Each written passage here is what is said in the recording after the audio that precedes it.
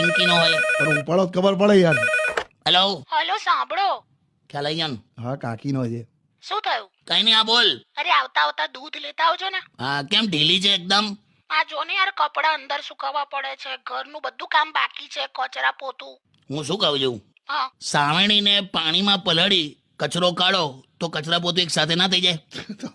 તમે યાર. એટલે આ તો મેં તારી સ્ટાઇલમાં તને સમજાયું. તું છોકરાઓને જે રીતે ભણાવે છે ને એ રીતે. શું ભણાયું એવું મેં?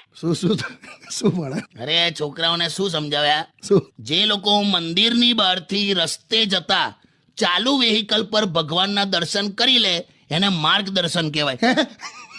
અરે એ તો હવે જવા દે. એમાં શું થયું? હા, એ તો શબ્દો છે ને છૂટા પાડીને હું મારી રીતે સમજાવતી હતી એમ. અરે માર્ગદર્શન એને કે માર્ગદર્શન એટલે ગાઈડન્સ કહેવાય. હા પણ હવે છોકરાઓને કોઈ વિરોધ નથી ને? તો ના જો ને, એમને ક્યાં ખબર છે કશું. સારું હવે. એટલે આ તારા લોજિક પ્રમાણે